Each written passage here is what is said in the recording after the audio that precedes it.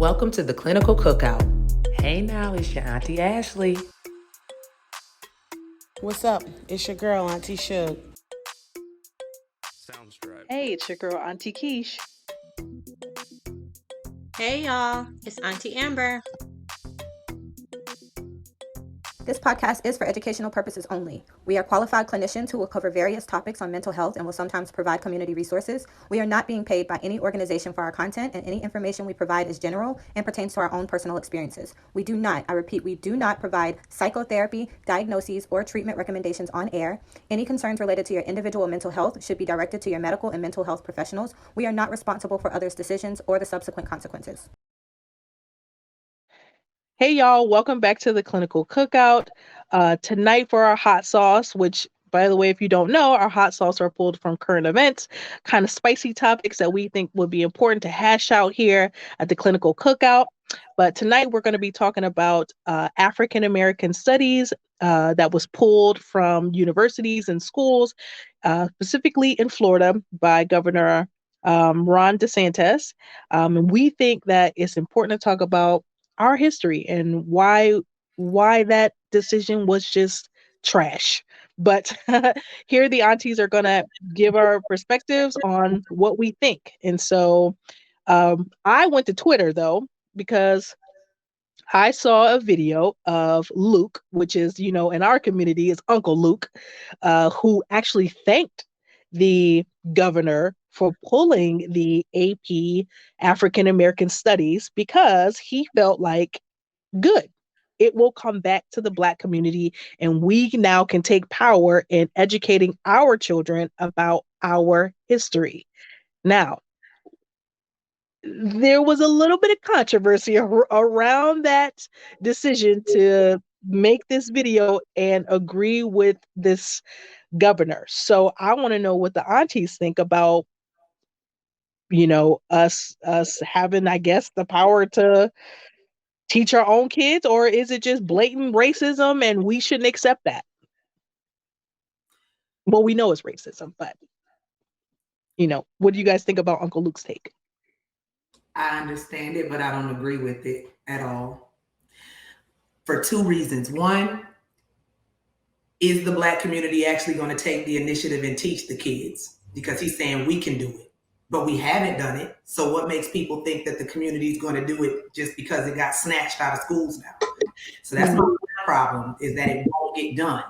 And then my other issue is, if my children have to sit in a school and learn about European history and Chinese history and everybody else's history, there should be no issue with everybody learning about African American history or African history or something to that nature. Because at the end of the day, they pull it. Yeah, we may take the initiative and teach our kids, but are white parents going to teach their kids? No. Mm-mm. I don't like it because it should just be us that gets that education. Everybody needs to be educated about our people. I can't tell you how many white friends that I have that know nothing about our culture. Even when I was sitting at work and we were talking about the Colin Kaepernick situation, and they all stopped watching football because it became too political, and he was talking about, things that they didn't want to hear about. And I just looked at him because I was just like, if it doesn't affect you, then you don't want to hear about it. Meanwhile, we got to sit in there and we got to listen to a whole whitewash education system. And we have no choice but to do it. Language, because it was stripped. We don't have our heritage because it was stripped. And if they were not allowed to teach it to us, which they were not, that was also passed down. So everything that gets passed down has really wiped us out and transferred us to what? Black American culture, which is Western. Mm-hmm. European for Black people. Yeah, and I agree. I understand what he was saying, because that was the first thought that I had when I heard it. I'm like, okay, well, I don't depend on the schools to teach my kids everything they need to know. So, I would enjoy teaching my kids about Black history, but like Auntie Ashley was saying, that doesn't mean every parent's going to take that initiative, and that doesn't mean other kids from other cultures are going to learn about our culture. So I think it's really messed up. My daughter told me to stop cussing on here. It's really messed up that they gonna pull that like that. Like, what was the reason? What was his justification for that? Or he just pulled it because he just wanted to?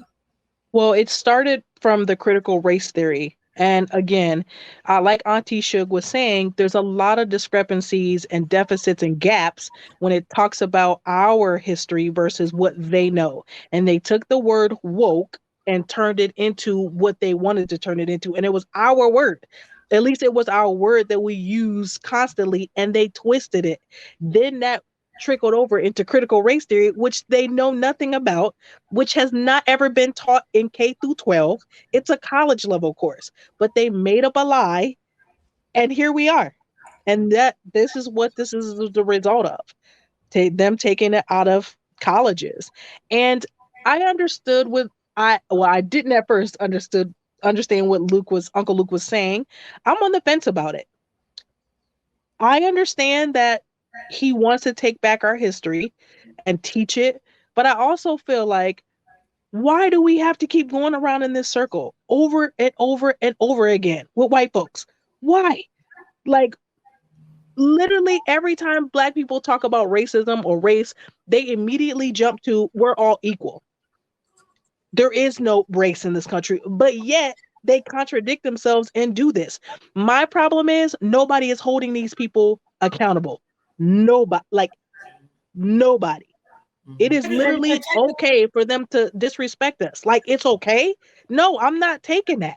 Don't disrespect me, dog. Like, my heritage and my history is just as important as yours. Why are you doing this?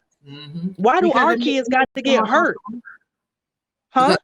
It makes them uncomfortable. It's an uncomfortable conversation. And there is equality, right? Let's talk about what equality is.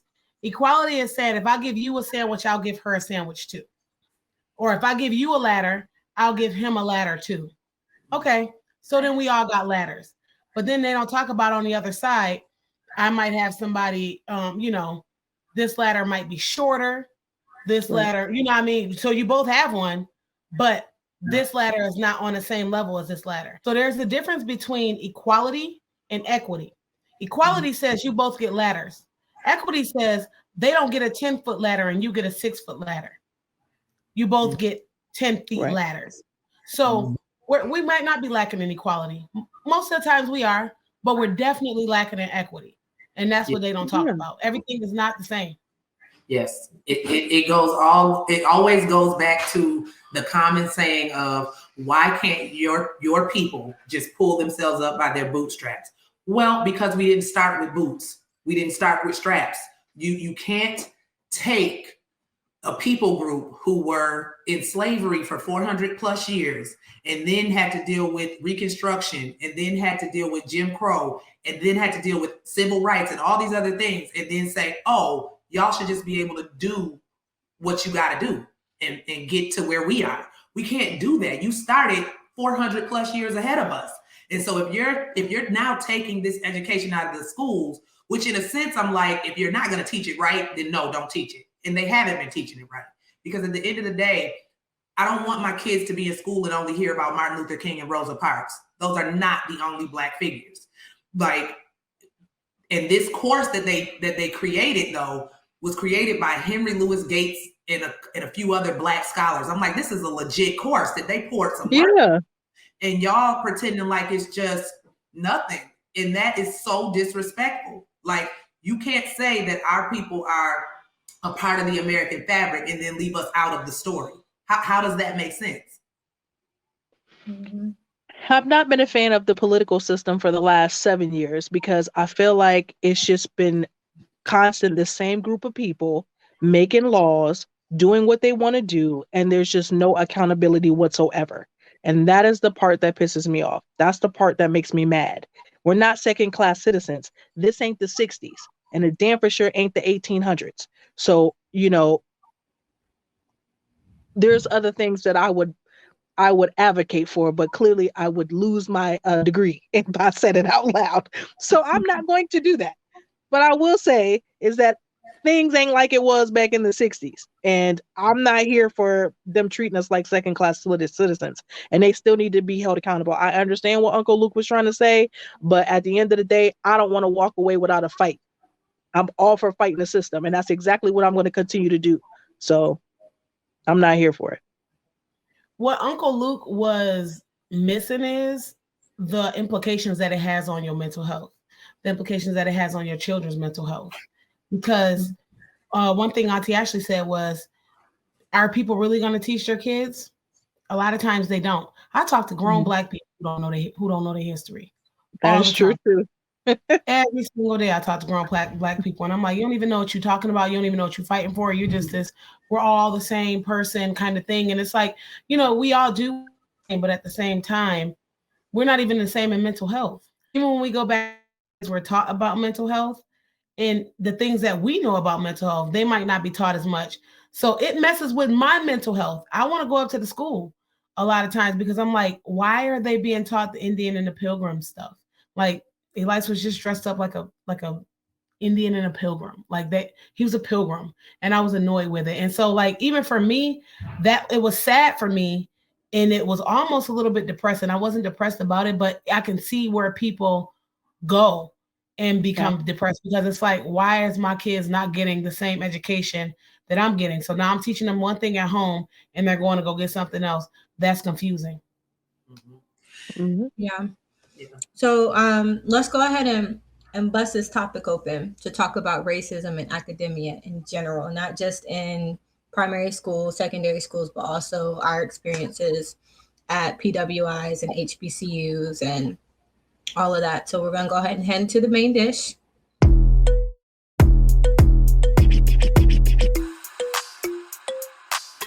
All right, y'all. So our main dish for tonight is racism in academia, and that's from the youngest to college age. All the aunties here have had our own experiences with that, whether our personal or even with our children. My children have experienced racism in school, so we want to talk about it. It's not something that we want to shy away from because so many people try to shy away from it or try to sugarcoat it or make it seem like it's different now. Y'all have rights and liberties and all this stuff, but it still shows up. It shows up through microaggressions and all other ways. So I just wanted to open it up and see how the aunties have experienced racism in academia. Didn't you just experience racism in academia? I did. Well, my son did. My son had a situation where he's in 4th grade. And he had a situation where a substitute teacher, a candy got taken off the teacher's desk and the teacher didn't know who took it. So apparently this teacher then went on to say, some of the students overheard her saying, I bet one of the Black students took it. And my son heard that. And being that my son has already had experiences with racism in another school when we lived in Colorado, he's very sensitive to it. So he was upset about it. He told his next teacher about it and ended up having to talk to the principal. And this teacher literally only checked I think there's 8 Black students in his class. She only checked their backpacks. She did not check everybody's backpack, only the Black students. And the students noticed it. And my son was very much upset. And I had talked to the principal. He wrote a report. I'm checking in on it to see how it goes. But it's just like, it's almost sad because I'm not shocked. I'm really not, especially being where we live. I'm not shocked, but I'm like, why do my kids still have to go through this? Yeah, and that's even so that's like coming from a teacher, right? Which is supposed to be the person who's leading the classroom and leading the kids, which is like super confusing for a kid. But also thinking about how other kids do it. Like kids that were raised in homes that have racist values or racist perspectives. And like one of the girls that I was working with, we had to do a lot of identity work because she was always the only Black girl in her class or on her swim team or whatever it was that she was included in. And a lot of comments about, well, you're not as smart as us. You can't be in this group. Or when she spoke up, no one acknowledged what she was saying in the classroom, even, the teacher. So it really is for young Black kids, it's really difficult to deal with things like that and still like know who you are and be comfortable with being who you are. Mm-hmm. That is correct. I think it even starts like even in preschool, kindergarten. I saw a Yale study that was done back in 2016 about how Black children, specifically Black boys, were more closely monitored than any other student in the classroom. And I just thought that was sad. And I think that's how you start the school to prison pipeline, by automatically targeting little Black boys and little Black kids. I also have a book called The Push Out, with the criminalization of Black girls. And so, when we talk about all these situations that our kids experience, it to me, and it's just personally me, I get hopeless. Like, I get hopeless about how our kids are going to be able to have, like Auntie Shug said earlier, have that equal opportunity, have equity, be able to be seen, be able to be taken seriously, be able to get those jobs that other kids are able to get. And it's just really heartbreaking to know, like, my nephew is going into kindergarten in August, and I don't know if I'm gonna keep my sanity together. Like, y'all gonna have to bail me out of jail. Y'all literally gonna have to. I will die for my nephew, and I'm gonna be right up at that schoolhouse if there's a problem. It ain't a schoolhouse no more. It's a schoolhouse.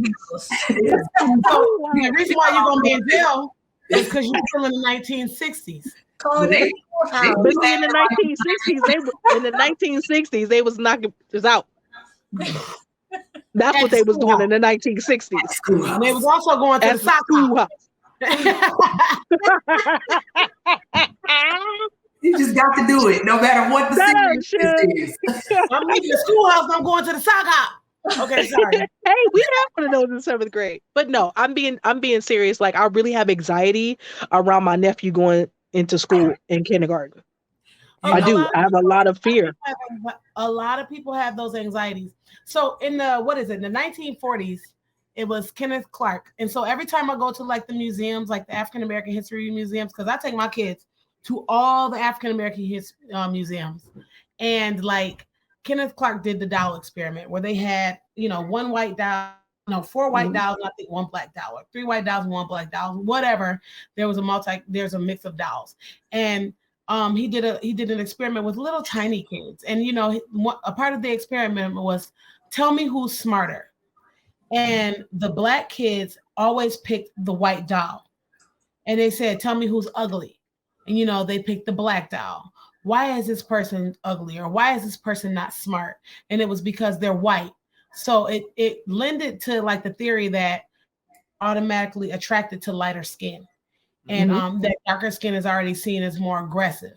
So if you have young little babies saying stuff like this, and then you take everything out of the schools and kind of whitewash the culture, what happens is we grow up with the same perceptions. And that's why you see a lot of our people lost today. And then that's why we get anxiety in the workplace. I'm the only Black woman at my job, and just being, like, that person, it sometimes can feel like when you have an idea and somebody maybe didn't hear you, because, it could also be something else. Somebody didn't hear you, or they don't take your idea into account, or it's like, okay, you're the only one that doesn't get the vote. It can feel like, what, is this discriminatory? There's always a cultural mistrust. And so when you take everything out of the schools, when you have the substitute teachers or the one person, we don't know who's not racist and who is racist, because everybody is hiding things now. And it's anxiety producing for me sometimes. We were in a discussion, and I said the same exact thing that these other students said. And it was just like, they said it after I said it. And it was just like, oh yeah, that's a good idea. And I'm like, well, was it a good idea when I said it? Because I'm not so I was like, was it a good idea when I said it? And he was just like, no. He explained later on, like, I actually really don't, necessarily love the idea, but I didn't want to be condescending to our guests. And so, then we were talking about it. But there's always that hint of cultural mistrust and that anxiety, thinking, like, do they think that I'm not good enough? Do I think I'm not good enough? Is whatever they might think, did that rub off on me? There's always that cultural mistrust and that anxiety piece about it.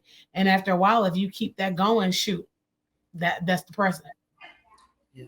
And I have a very specific example to speak to that too. I mean, my own experience. So I went to a PWI, and I came from a hood high school where I was around all my people, right? Black community, fitting in, meeting people. Everybody loved me. I loved everybody. It was a great experience. And then I pulled myself out of that and chose to go to a PWI. So there, I remember this one specific time where I was in class and I was in a group with all white people, of course. And we were talking about different ideas. It was a group project or something like that. And I said something and nobody acknowledged it. And then I said it again and they just continued to have a conversation like I didn't say anything. Then I started feeling like Auntie Suge is saying, paranoid or anxious or whatever. Like, am I dumb? Or like, do y'all not hear me? Are y'all doing this on purpose? Y'all are targeting me. Y'all are being racist. And that can look like some other kind of mental health disorders, right? It can look like you're delusional or like you're paranoid. But really it is that mistrust. Like, I don't understand what's going on here, but I need to get myself out of this situation. And a lot of the times I would run from those situations. I'm like, you know what? I just need to leave class. I had the freedom to leave class. I did end up on academic probation from leaving class a lot my first quarter. So I figured out how to manage that. But, racism wasn't considered. Like, why are you leaving class a lot? Nobody ever asked me that because I am uncomfortable. And everybody, I feel like, is looking at me funny, or when I say something, like I'm not learning anything because I'm so worried about what all these white people in this class are thinking about me. And they could not even be paying me any attention. Right. But it just gets you in your head like that. And that's the thing. It's not in our, like, thinking that we're delusional or like maybe I'm just paranoid. The mere fact that we have to question ourselves like that is a detriment to your mental health. We cannot be in a space without having those questions. Like, something happens and you always have to say, did they do that because I'm Black or not? Like, that's a horrible feeling to consistently think that. And people will try to, I hate this word because people misuse it, but people will try to gaslight you. Like, you always pulling the race card. Well, patterns in history show me that it's a big possibility that it's racial right now, that this is racial. So it's almost like it's a part of our, and they've done studies, that trauma is a part of our DNA. That trauma of always questioning, always wondering, always feeling like, okay, I'm not smart enough, or I'm not supposed to be in this setting, apparently, because nobody's acknowledging me and I'm the only Black one in this setting. So it's really difficult. And I want to swing back to something Auntie Keisha said about how young it can start. When she went back to preschool, preschool was my first experience with a child of mine, my daughter. She was in preschool when she came to me and told me that one of the little girls that she played with all the time told her, I can't play with you anymore because you're brown. And I had to explain that to a 3-year-old. That was one of the hardest days of my life. Like, she's 3. How do I tell her, explain this to her in a developmental way that she'll understand? She's like, why can't she play with me because I'm brown? She said her dad says she can't because I'm brown. Because every time he would pick her up, he would see her and Zeph playing together. So he told her she couldn't play with her at 3. Yeah. My neighbor told his little girl, and it was a guy. I went to the house because I'm like that. But he told his daughter, we getting rid of all these Black dolls. I don't want no Black dolls in this house. So she came and told Izzy that. And she was like, her dad said they have to get rid of all the Black dolls. He don't want Black dolls in this house. So I went and knocked on the door. I talked to him about it. And, everybody backpedals. So no, that's not what I meant. What I meant was, I'm getting rid of the dolls because there's just too many dolls. And I said, but why the Black dolls though? Like, your daughter, I said, typically little babies don't lie. Said that you're getting rid of all the Black dolls. So, of course he said it was taken out of context. And I was just like, well, was it? Because, she said that you're getting rid of all the Black dolls. And so I wanted to look him in his face, because it's like, if we have our kids playing together every day, they're young, I don't want her to have to hear this to be a thing for her. So I wanna speak on something on the opposite side, which is tokenism. And I think that sometimes, as you know, being the only African American, they expect for you to perform a certain way or use you as a person to say, oh no, there's a black person here. We there's no racism here because we have our token black person here. And so tokenism is another side of this that often I believe can be detrimental to your mental health, because now again, like the aunties were mentioning, that cultural mistrust. And this is something that I've had to have a conversation with my supervisor, because I was their first black intern in the agency that they had, or that I was at when I did my internship, and we had to have that conversation. And she was like, Keisha, you're not a token to us. And I was like, says who? Like, you gonna have to prove that, sis. And sure enough, when I came back, there were people of color there. And we had to have sometimes you got to have honest conversations with people. Because before, when I look back, I'm like, ooh, was I the token friend? Was I the person that white people were like, oh no, I'm not racist because here's my black friend? I started to think like that. And then I started to like look at them really funny, like, is they really using me? People will use you and you don't even know it half of the time. I went to a PWI and it was told to me that if I went to this college, that was going to get me through the doors because of the college name.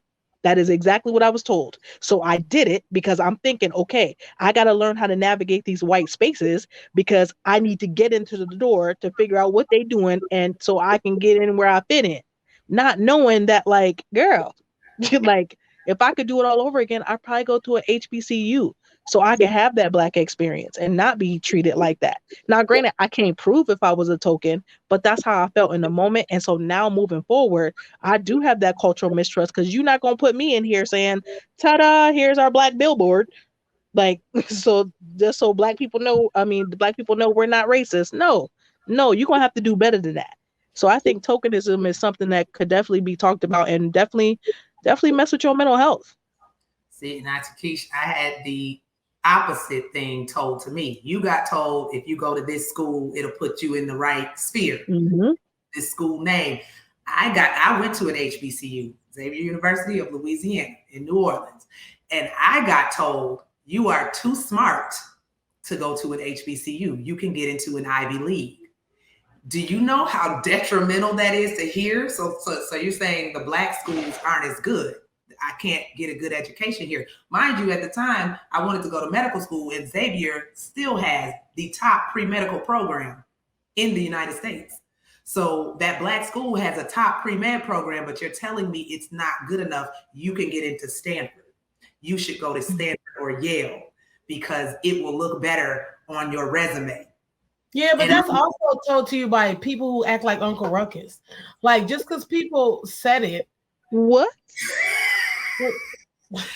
You're right, Auntie Suge. You're right. It's like, well, but also, is it really when a black person says something like that about HBCU? Is it Uncle Ruckus, or is it how they've been indoctrinated to believe that our institutions are not as good? They've been indoctrinated to think like Uncle Ruckus, because our institutions, Howard, Spelman, Morehouse, Xavier, those are black Ivy League, period. Yeah, you're right. It's just amazing. So I had that HBCU experience, and it was primarily because I said I want to be around my people for college. I want that experience, and I would not trade it for anything in the world. But it's interesting coming out of that bubble and then getting into regular America, because you've been safe in that bubble for 4 or 5 years, however long you've been in college, and you come out of that bubble and it's like, okay, reality check, you about to be the only black person in this sphere possibly. And my previous supervisor was very honest with me when she hired me, or when she took me on for internship. She was very clear. I think you are fabulous and you are the diversity that we need. I was the first black person to ever work there. First person of color to ever work there. So and that's crazy to say. Why is that something normal to say? like in the 2000s, She said, 2010. she said we'll be able to pull in a different demographic now. And that was something that she wanted. She said, we can't get that specific demographic, but if they see you, we'll get it. So what was happening before you? It was completely all white clients. No, I'm saying like, Oh, but that's the problem to me. That's the problem. If they wanted Black people, they would have went to schools. They would have went to their whoever they needed to create the pipeline. I read an article about that when it came to professors, and they asked why there wasn't enough Black professors. And some lady wrote an article, and she said because simply white people don't want it to happen. If they want it to be there, they will create the pipeline for it to be there. So why hasn't anybody even thought of hiring someone else before you? right. Because how are we the most, statistically, Black women in particular are the most college educated demographic. So you can't tell me we're not out here in all realms for you to find us to put us in these positions. Yeah.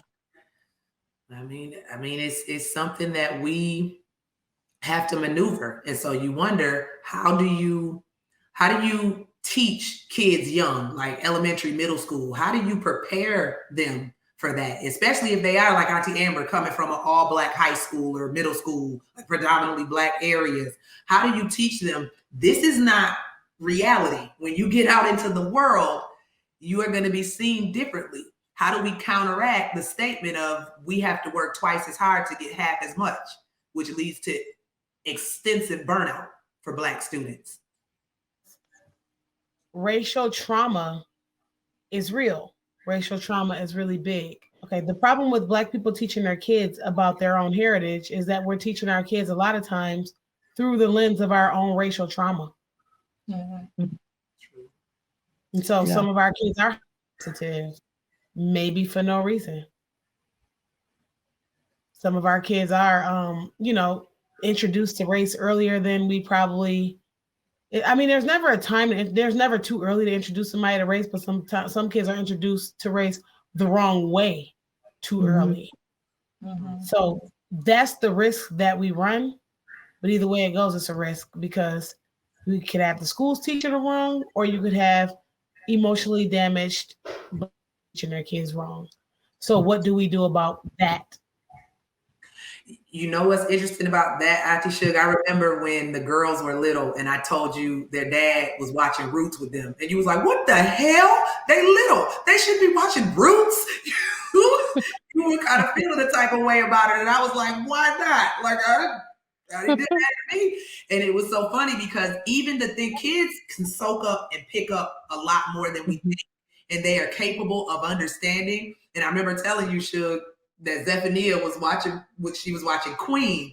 And she said to my husband, she said, that's why mommy yell at us so much. She yell at me and you so much because she light skinned. She one of them and she don't like us because we dark. That's what she said. She took that from watching that.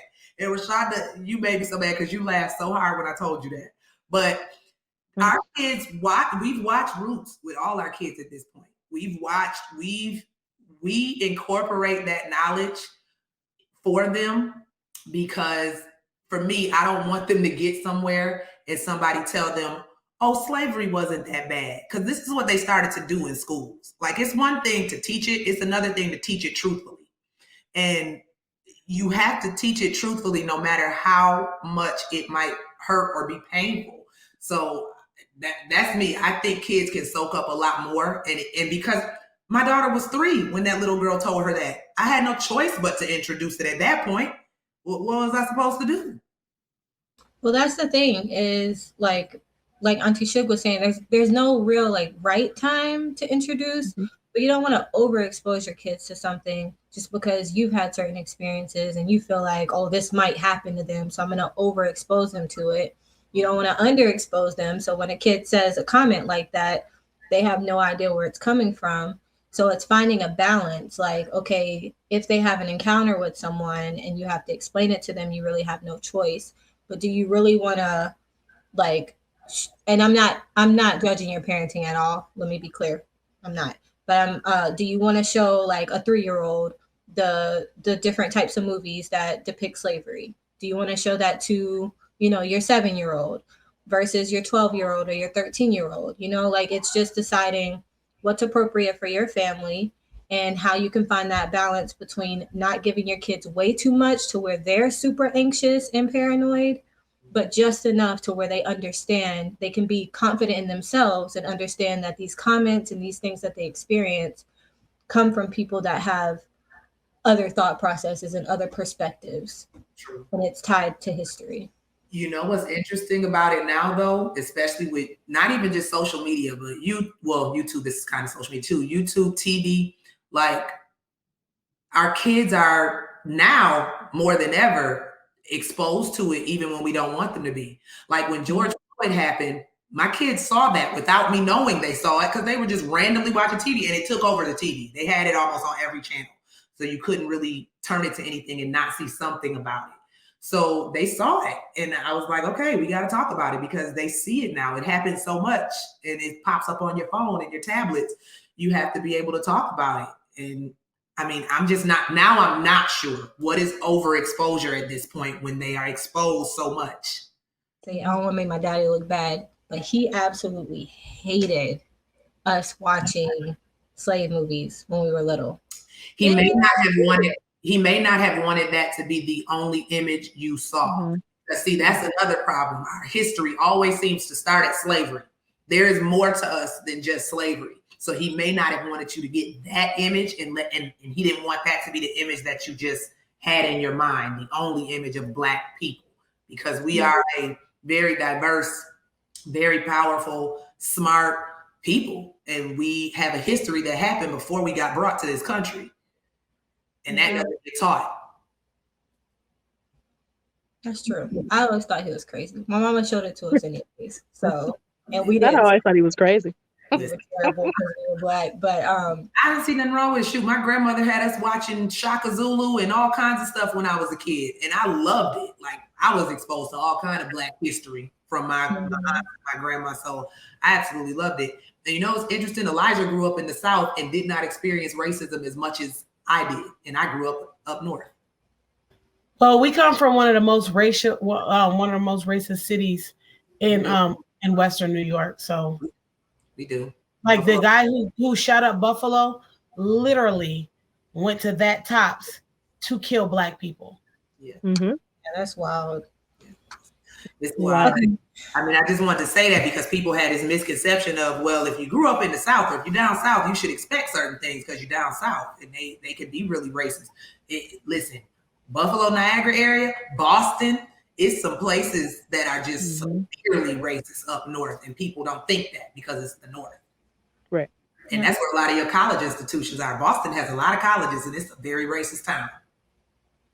All right, y'all. So we know that might have been a little bit of a tense episode, but right now times are tense, times are hard, and especially if you're a Black person in America, we are experiencing a lot of these things every day. So we do feel the need to talk about it here at the Clinical Cookout. We feel the need to talk about the problems that it can cause for your mental health.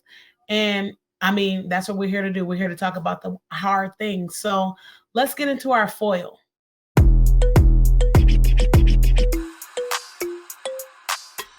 My biggest takeaway is that I want people to hold themselves accountable for the things that they teach their kids and the things that they show their kids, especially in regard to race. And this is not even only for the African-American culture, because I think a lot of us know what we have to do.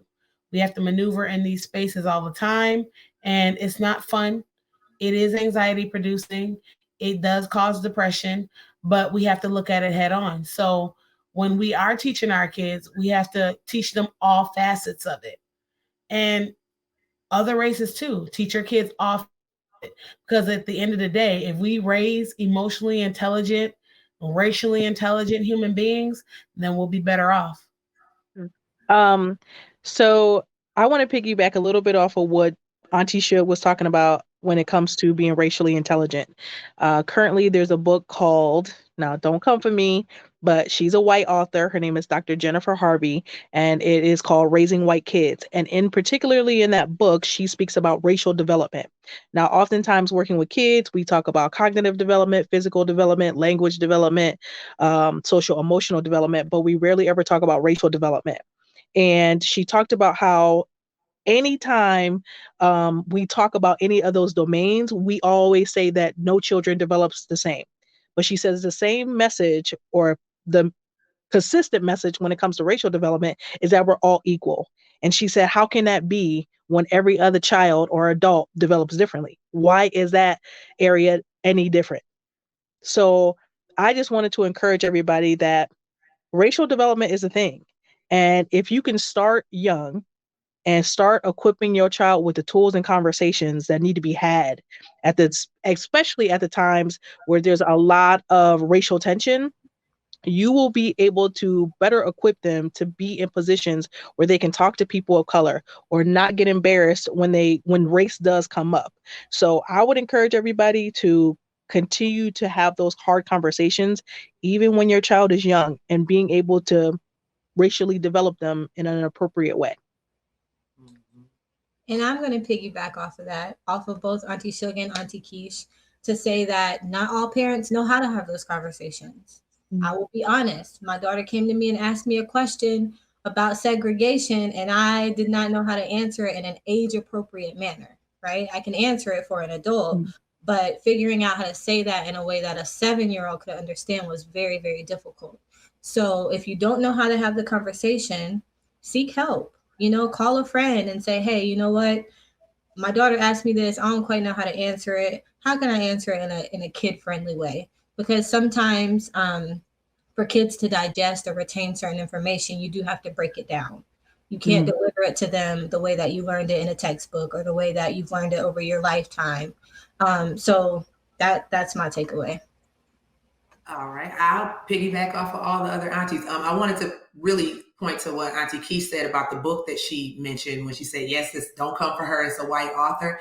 I appreciate the fact that it's a white author because I'm adamant that only white people can teach their people.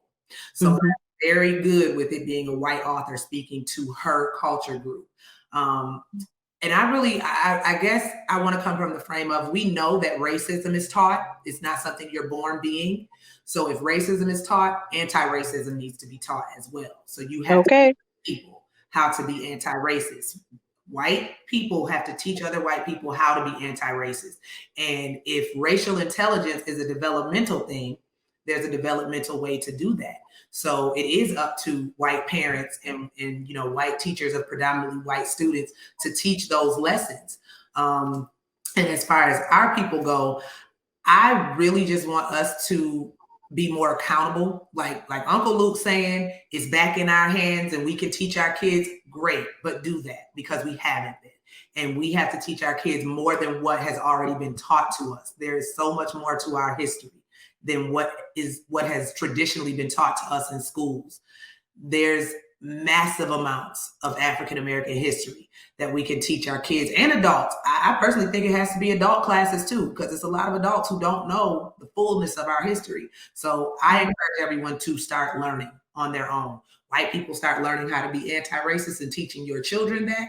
Black people start learning more about our actual history outside of just slavery.